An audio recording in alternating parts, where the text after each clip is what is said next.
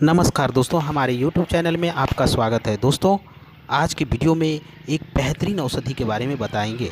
बहुत ही दिव्य और बहुत ही चमत्कारी औषधि है जो कि आप इस वीडियो में देख रहे हैं। दोस्तों, यह पौधा आपको अक्सर रोड के किनारे या खेत खलियान में आपको देखने को मिल जाता होगा। दोस्तों, यह खास करके बरसात के मौसम में आपको ज़्यादा देखने को मिलेगा।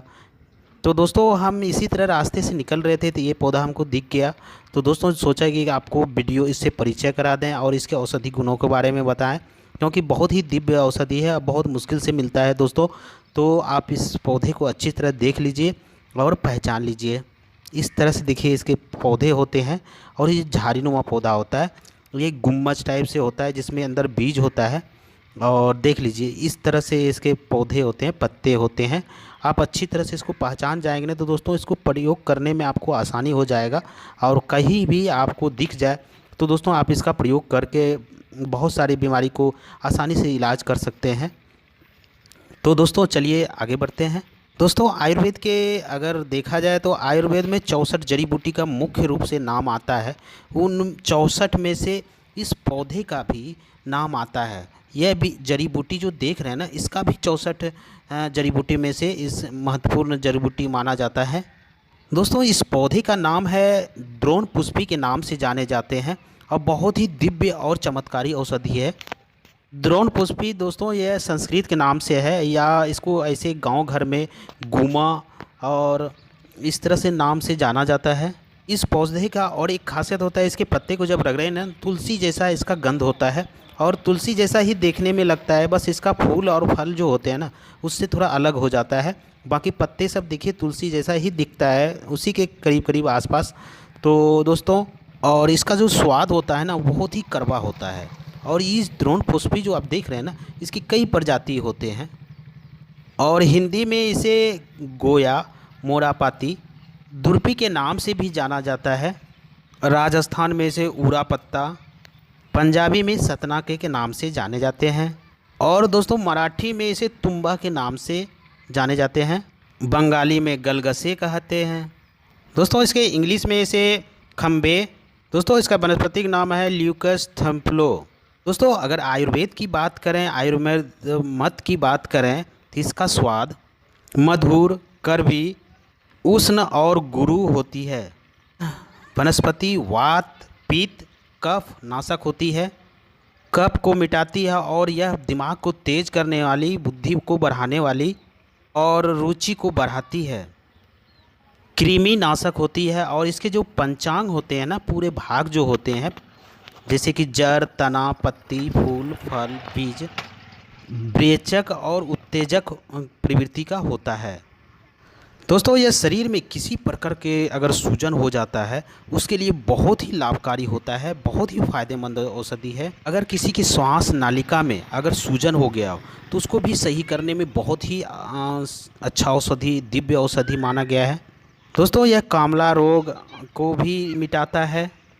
इतना ही नहीं दोस्तों, यह त्वचा रोग के लिए भी बहुत फ़ायदेमंद होते हैं, जैसे कि त्वचा रोग जैसे दाद, खाज, खुजली, एक्जिमा, सोराइस या फोड़े फुंसी हो जाता है या सफ़ेद दाग हो जाता है। किसी भी प्रकार का त्वचा रोग हो उसको सही करने के लिए बहुत ही दिव्य और बेहतरीन औषधि माना गया है। तो चलिए दोस्तों, इसके औषधि गुणों के बारे में जान लेते हैं, इसके फ़ायदे के बारे में जान लेते हैं और कौन कौन सी बीमारी में इसका प्रयोग किया जाता है, किस मात्रा में करना है, इसको विस्तार से जान लेते हैं। तो दोस्तों, आप इस वीडियो को पूरा ज़रूर देखें, स्किप ना करें। बहुत ही महत्वपूर्ण जानकारी है, आप इसे ध्यान से सुनें। और दोस्तों, अगर वीडियो अच्छा लगे तो दोस्तों एक लाइक भी कर देना। एक लाइक करने से मेरा मोटिवेशन अप होता है, जिसकी वजह से आपके लिए ऐसे ही वीडियो हम बनाते रहते हैं और उसकी जानकारी आप तक पहुंचाते रहते हैं। तो चलिए दोस्तों आगे बढ़ते हैं।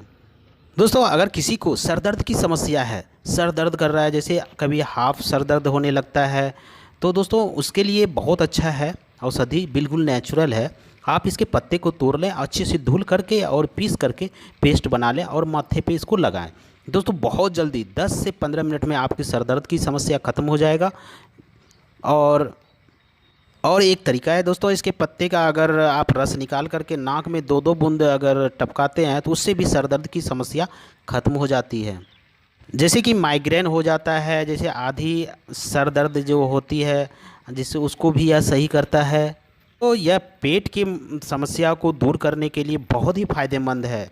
दोस्तों ये जो पौधे आप देख रहे हैं ना, इसके जो पत्ते निकले हुए हैं, आज भी गांव घर में इसका साग बना करके लोग सेवन करते हैं। दोस्तों बहुत सारे फायदे होते हैं, बहुत सारे विटामिन्स होते हैं जो हमारे शरीर के लिए बहुत ही फायदेमंद होता है। तो दोस्तों चलिए आज इसके और औषधि गुणों के बारे में हम जान लेते हैं।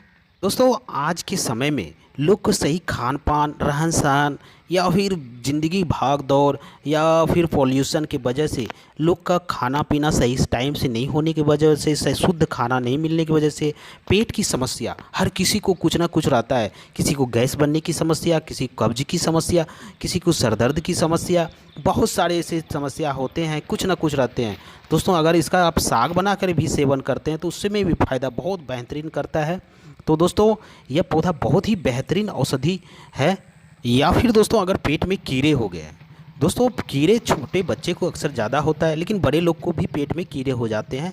तो कीड़ा को मारने के लिए इसका बहुत अच्छा प्रयोग है कि आप इसके पूरे पंचांग को उठा काट करके ले आएँ और इसको अच्छे से पीस करके अच्छे से धुल ले पहले, और काट पीट करके उसको पेस्ट बना करके इसका रस निकाल लें और 1 कप की मात्रा में रहे।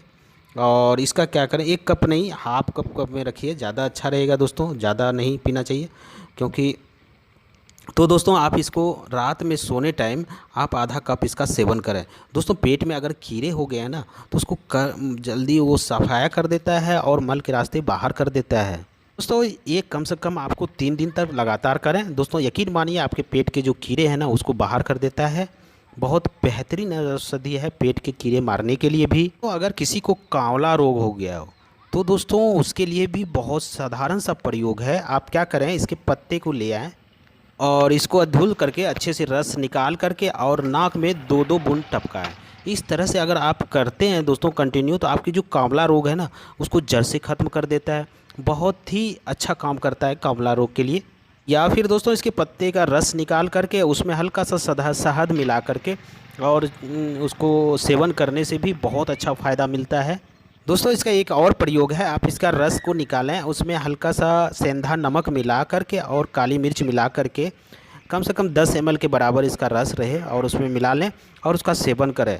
दोस्तों इसमें कांवला रोग के साथ साथ पांडु रोग भी है ना, तो उसको भी यह सही करता है। दोस्तों यह डायबिटीज़ के लिए भी बहुत अच्छा होता है। अगर किसी को डायबिटीज़ हो गया है, करीब करीब दोस्तों हर घर में डायबिटीज़ बूढ़े पुराने लोग को हो ही जाता है, तो दोस्तों डायबिटीज़ के लिए भी बहुत अच्छा है। डायबिटीज़ के लिए क्या करें, इसके पत्ते का निकालें और 10 ग्राम के बराबर इसका रस निकाल लें और उसमें थोड़ा सा काली मिर्च मिक्स करके और इसका सेवन करें। डेली सुबह सुबह खाली पेट इसका सेवन करते हैं तो उसका डायबिटीज़ कंट्रोल में रहता है। और वो अगर जो कंटिन्यू इसका प्रयोग करते हैं तो डायबिटीज़ जड़ से ख़त्म हो जाता है। बिल्कुल नेचुरल है दोस्तों, 1 रुपया खर्च करना नहीं है, बस सिर्फ आपको इतना सा काम करना है, इसके पत्ते का रस निकालना है और उसको सेवन करना है।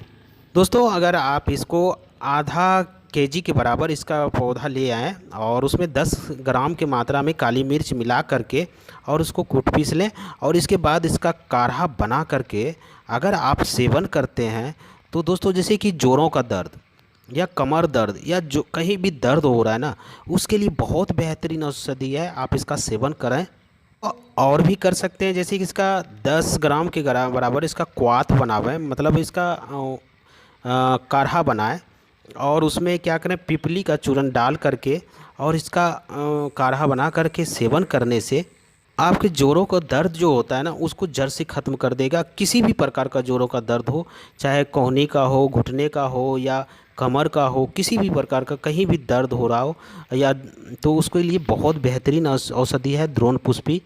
और दोस्तों इसके साथ साथ अगर इसका ऐसे प्रयोग करते हैं प्रयोग, तो दोस्तों आपको जो अगर बुखार किसी को आ रहा है ना उसमें भी यह बहुत अच्छा काढ़ा काम करता है। तो अगर किसी को सांप काट लिया हो या बिच्छू, खतरनाक बिच्छू काट लिया हो, तो आप इसके ताज़े पत्ते को लें और तुरंत रगड़ करके उसके नाक में टपकाएं। तुरंत करें दोस्तों, अगल बगल अगर पौधा मिल जाए तो तुरंत ले आएँ और उसको नाक में टपकाएं। उससे विष, जो सांप का विष होता है ना, उसका प्रभाव धीरे धीरे कम कर देता है। नाक में डालने के साथ साथ कान में भी डालें और इससे 10 से 15 ग्राम की मात्रा में आप उसको पिलाएं भी। दोस्तों यह बहुत अच्छा विष को कम धीरे धीरे कम कर देता है प्रभाव को। और ज़्यादातर और दोस्तों इतना ज़रूर रखें कि अगर कहीं आसपास डॉक्टर हो तो तुरंत लेके जाएं।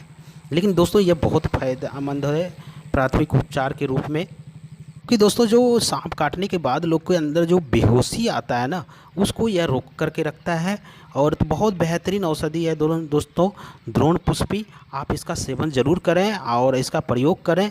बहुत ही बेहतरीन और दिव्य औषधि है। जैसे कि दोस्तों मैंने बताया कि 64 जड़ी बूटी में यह एक जड़ी बूटी है जो बहुत बेहतरीन औषधि है और इसका बहुत अच्छा प्रयोग किया जाता है, आज भी लोग करते हैं। लेकिन दोस्तों आज की जानकारी नहीं होने के बाद लोग नहीं कर पाते हैं। लेकिन दोस्तों ये बहुत बेहतरीन औषधि है। तो दोस्तों आज हमने बताया गुम्बा के कुछ फ़ायदे के बारे में और द्रोण पुष्पी के कुछ फ़ायदे के बारे में। उम्मीद करता हूँ दोस्तों आज की जानकारी अच्छी लगी। अगर अच्छी लगी तो दोस्तों एक लाइक कर देना। फिर मिलते हैं एक नई जड़ी बूटी के साथ, एक नई औषधि के साथ। तब तक के लिए आप लोग स्वस्थ रहें, मस्त रहें। जय हिंद।